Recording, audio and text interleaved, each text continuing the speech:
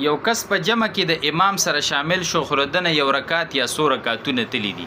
نو ګوره د ده دپاره یو څو عذرونه داسې دي که په هغې کې یو عذر هم دته پیښ شو که نه نو د ده دپاره دا جایز دي چې په آخري التحیه کې د تر عبدهو ورسولو پورې التحیاتو پوره کړه د امام سره امام د سلام د ګرځولو انتظار یې اړونه کو او پاسېدو خپل باقي مونځ یې راګرځو نو یو څو عذرونه او یو څو موقع داسې دي چې د ده دپاره داسې کول داسې دي دا جایز دي دغه عذرونه او دغه موقع که نه وي نو د امام د سلام د ګرځولو نه وړاندې پاسېدل او خپل باقي مونځ راګرځول دا مکروه تحریمي او سخته ګناه ده خو که نه دغه عذرونه راځئ را سره وپېژنئ که په دغه کې یو عذر هم چاته پیښو نو ای مونځګزارو دا مسله زده کوئ دا عذرونه تاسو ته پیښېدی شي که دغه عذرونه تاسو ته پیښ شي نو تر عبدهو ورسولو پورې التحیاتو پوره کولو نه فورا بعد چې امام له سلام نم دی ګرځولی نو تاسو پاسېدی شئ دا ستاسو دپاره جایز دي چې خپل باقي مونځ څه کوئ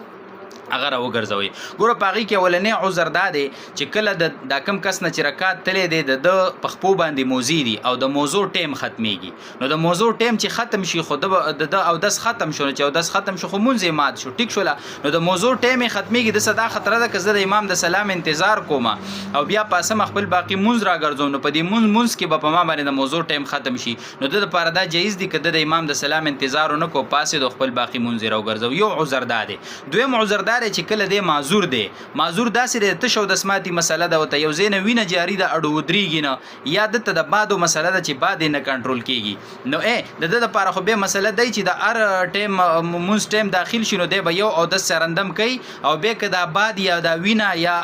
تش او دسماتي ساس کې دا جاري دی په دې سره به د اودس نه ماتېږي خو چې کله دغه مونځ ټیم ختم شي که نه نو اټومیټک د ده د اودس ختم شو دی به بل مونځ ته به دی به بیا بل اودس څه کوي دا به کوي نو دی د امام سره په اخري التحیه کې دا معذور کس ناست دی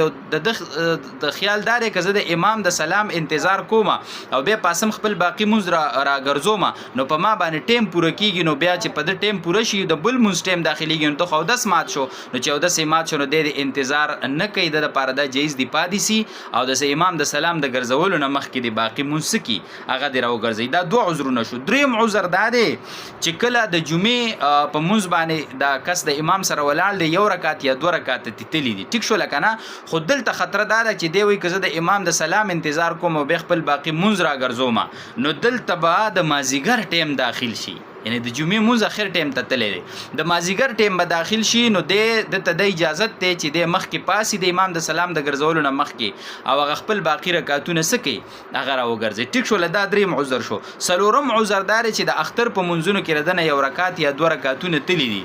نو د عبدهو ورسولو پورې اخري قاعده کې مونځ د امام سره تحیاتو پوره کړه د دې نه پس د امام د سلام انتظار نه کوي د څه د وجې د دې د وجې چې که زه دا باقي رکعتونه راګرځوم نو د ماسپښین ټیم به بیا په ما داخل شي نو چې د ماسپښین ټیم داخل شي او د اختر مونځ ختم شو نو دې د وجې نه دی مخکې پاسې د خپل رکعتونه راګرځول نو دا عذر دی دا د ده دپاره جایز دي پنځم نمبر دا دی چې د سحر په مونځ کې دی ولاړ دی د امام سره خو د نه رکعت یا دوه رکعته تللی دي ټیک شوله دی اوس دا خیال دی ده چې زه که د امام سلام ته انتظار کوم او بیا د خپل باقي مونځ راګرځوم نو په ما به نور راوخیږي نو د دپاره دا جایز دی چې د امام د سلام د ګرځولو نه وړاندې پاسي او خپل باقي مونځ څه کوي دا راوګرځي شپږم نمبر عذر دا دی چې د اودس د ماتېدو خطرې ده اودس که دروند دی خو دله نه دي په کار چې په مونځ ودرېږي دا به د دپاره مکروه خو نه اودس دروند نه دی خو داسې عذر پیښ شو په مانځه کې چې د اودس دروند شو اودس دا خطره ده که د امام د سلام انتظار کوم او بیا پاسم خپل باقي مونځ راګرځوم نو زما د اودس ماتېږي نو د دپاره دا جایز دي چې د امام د سلام د ګرځولو نه وړاندې پاسي او خپل باقي مونځ څه کي هغه راوګرځوي اووم نمبر عذر دا دی